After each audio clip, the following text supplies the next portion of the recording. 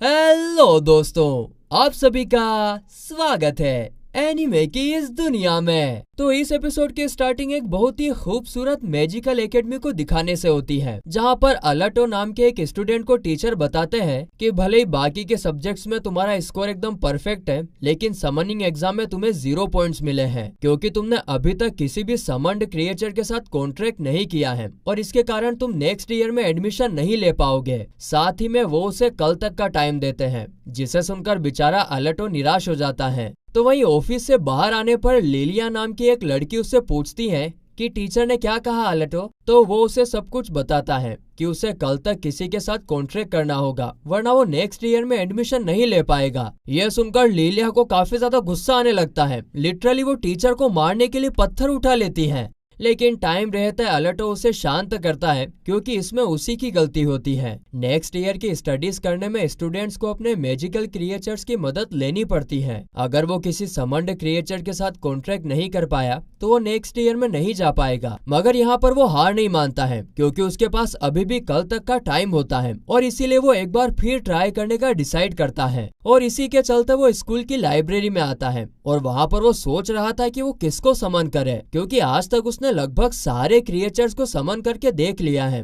कुछ नहीं हुआ। अब वो इसके बारे में सोच ही रहा था कि तभी ऊपर से एक बुक उसके टकले पर आकर गिरती है। धमांग लगती है बेचारे के टकले में खतरनाक। फिर वो उस बुक को उठाकर मजाक मजाक में कहता है कि हो सकता है कि ये कोई समनिंग की ही बुक हो, क्योंकि उसे ना ये बुक काफी एंशिएंट लग रही थी। इसके बाद घर आकर जब वो उस बुक को ओपन करता है तो वो सच में एक समनिंग बुक ही निकलती है और थोड़ी देर पढ़ने के बाद उसे उसके अंदर एक वर्किंग मैजिक सर्कल भी दिखाई देता है, जिसे वो तुरंत ट्राई करने का डिसाइड करता है। और फिर मैजिक सर्कल ड्रॉ करने के बाद जब वो कुछ स्पेल्स पढ़ता है तो वो मैजिक सर्कल अचानक से ग्लो होने लगता है, जिसे देखकर अलर्टो एकदम हैरान रह जाता है क्योंकि आज से पहले उसका कोई भी मैजिक सर्कल इतना ग्लो नहीं हुआ था। जिसके बाद वो अपने खून की एक बूंद नीचे गिराकर समनिंग रिचुअल को कंप्लीट करता है। ऐसा करते ही मैजिक सर्कल में से ढेर सारा धुआं बाहर निकलने लगता है, जिसे देखकर तो अलर्टो काफी ज्यादा खुश हो जाता है। वाह! और फिर तभी उसकी नजर धुएं में से दिख रहे सिंग और हिलती हुई पूंछ पर पड़ती है और जब धुआं सेटल होता है तो उसके अंदर से काफी खूबसूरत लड़की बाहर निकलती है, वो भी बिना कपड़ों के। हाँ, तुम लोगों ने सही सुना, बिना कपड़ों के। सीन में सब कुछ दिख ही रहा होगा, जिसे देखकर अल्टो समझ जाता है कि वो कोई इंसान तो नहीं है।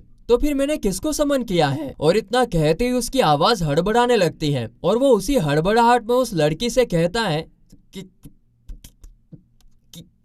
तुमने कुछ भी नहीं पहना है। जिसे सुनकर वो लड़की एक स्माइल देकर उसके पास आकर कहती है, देखो तो तुम कितने ज्यादा इनोसेंट हो। और इतना कहकर वो उसके ऊपर गिर जाती है और अपने सामने का नजारा देखकर अलर्टो का सिर्फ चेहरा ही नहीं, उसकी तो पूरी बॉडी ही लाल पड़ने लगती है। आगे वो लड़की कहती है कि जब तुम ये समनिंग मैजिक कर रहे थे तब तुम्हें पता नहीं था कि तुम किसको समन कर रहे हो। चलो अब बताओ कि मैं तुम्हारे लिए क्या कर सकती हूँ। बेचारे अलर्टो के मुंह से तो कुछ शब्द ही नहीं निकल रहे थे, लेकिन जैसे तैसे करके वो कहता है, मैं तुम्हारे साथ समन क्रिएचर के तौर पर कॉन्ट्रैक्ट करना चाहता हूँ। और बस इतना कहते ही उस लड़की के चेस्ट पर और अल्टो के हाथ पर एक सिंबल छप जाता है, जो कि इस चीज का प्रूफ होता है कि उन दोनों के बीच कॉन्ट्रैक्ट हो चुका है। इसके बाद वो लड़की अलर्टो को किस करके उसका माना एब्जॉर्ब करने लगती है, क्योंकि उसके हिसाब से अलर्टो का माना बाकी लोगों के हिसाब से काफी ज्यादा रेयर है। अब इसके कुछ टाइम बाद अलर्टो के पूछने पर वो लड़की अपना नाम वर्मेल बताती है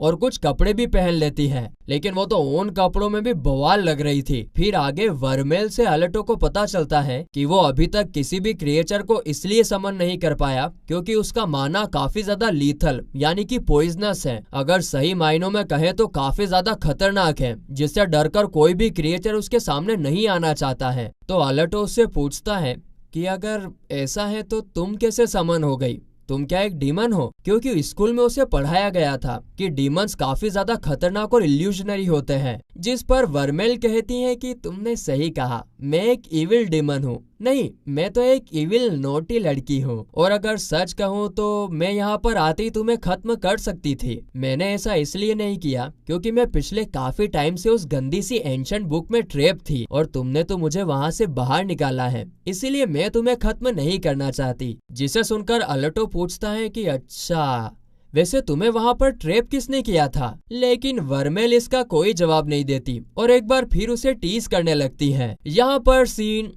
कट होता है और हमें स्कूल का सीन दिखाया जाता है, जहाँ पर वर्मेल को देखकर टीचर कहते हैं कि तुम ऐसे ही किसी इंसान को अपना कॉन्ट्रैक्ट शेयर नहीं कर सकते, ये सब कैंपस में अलाउ नहीं है। जिसे सुनकर वर्मेल टीचर के पास जाकर उसे अपना कॉन्ट्रैक्ट का सिंबल दिखाकर कहती है कि तुम इसके बारे में तो जानते ही होंगे, जो कि सिर्फ समन क्रिएचर के साथ ही किया जाता है। अब कॉन्ट्रैक्ट सील देखकर टीचर कहते हैं कि यह तो किसी इंसान के साथ नहीं किया जा सकता है, इसका मतलब अलटो तुम समनिंग एग्जाम में पास होते हो। जिसे सुनकर अलटो काफी ज्यादा खुश हो जाता है क्योंकि अब वो फाइनली सेकेंड ईयर में आ चुका है। तो वहीं क्लास के दौरान वर्मेल अलटो के साथ चिपक कर बैठी हुई थी, जिसे देखकर दूर बैठी लिलिया को काफी ज्यादा गुस्सा आ रहा था, मानो वर्मेल और किसी के साथ नहीं बल्कि उसके फ्यूचर हस्बैंड के साथ बैठी हो। लेकिन क्या कर सकते हैं, क्लास में होने के कारण बेचारी कुछ नहीं कर पाती है। लेकिन जैसे ही क्लास खत्म होती है वो भागते हुए उन दोनों के पास जाकर पूछती है कि अल्टो ये सब क्या चल रहा है और ये लड़की कौन है। जिसे सुनकर हमें एक फ्लैशबैक दिखाया जाता है, जहां पर एक इंसान दिखने के लिए वर्मेल ने अपने सिंग और घूमती हुई लटकती हुई पूंछ को गायब कर दिया था ताकि अल्टो और वो सबके सामने आराम से रह सके।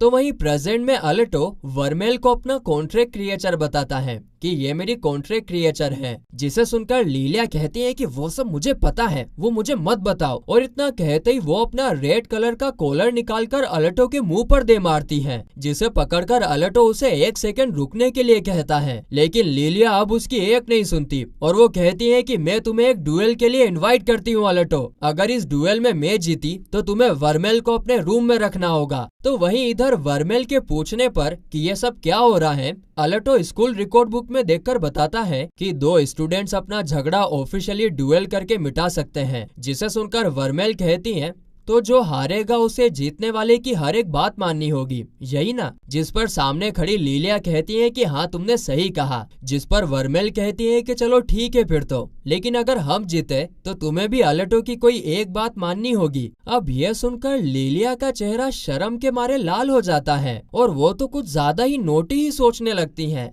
कि अभी तो सिर्फ हम बच्चे हैं, लेकिन अगर अलटो कहेगा तो मैं जरूर करूंगी। लेकिन फिर वो तुरंत होश में आकर वर्मेल की बात को मान लेती है और इसके बाद ये तीनों आसमान में बने एक बड़े से स्टेज पर अपीयर होते हैं। इस बड़े से स्टेज का प्रोजेक्शन सिटी के चारों तरफ चल रहा होता है, यानी कि सिटी के सभी लोग उन लोगों को लड़ते हुए देख पा रहे थे। आगे लिलिया इन दोनों से कहती है कि डुएल के रूल के हिसाब से स्टूडेंट्स अपने कॉन्ट्रैक्ट स्पिरिट्स का भी यूज कर सकते हैं। और बस इतना कहते ही वो अपनी कॉन्ट्रैक्ट स्पिरिट को समन करती हैं। उस कॉन्ट्रैक्ट स्पिरिट को देखकर वर्मेल कहती हैं कि ये इस एज में भी हाई क्लास वाइंड स्पिरिट को समन कर सकती हैं, काफी इम्प्रेसिव है। लेकिन इधर अलटो की तो उसकी कॉन्ट्रैक्ट स्पिरिट को देखकर पहले ही फट चुकी थी, वो क्या खाक लड़ेगा। आगे फिर लिलिया कहती है कि कॉन्ट्रैक्ट स्पिरिट और मेरी पावर मिलने के बाद हम दोनों काफी ज्यादा पावरफुल हो जाते हैं। तुम लोग भले ही टफ होंगे लेकिन हमारी पावर के आगे तुम टिक नहीं पाओगे, तो अभी से हार मान लो। लेकिन इससे पहले कि सामने से कोई कुछ जवाब देता, लिलिया उनके ऊपर एक काफी पावरफुल अटैक कर देती है, जिसे देखकर अल्टो, जिसकी पहले ही फटकर 4 हो चुकी थी, अब वो 64 हो जाती है और वो तो उसके अटैक के सामने कुछ नहीं कर पाता। लेकिन तभी वर्मेल उसके सामने आकर खड़ी हो जाती है और कहती है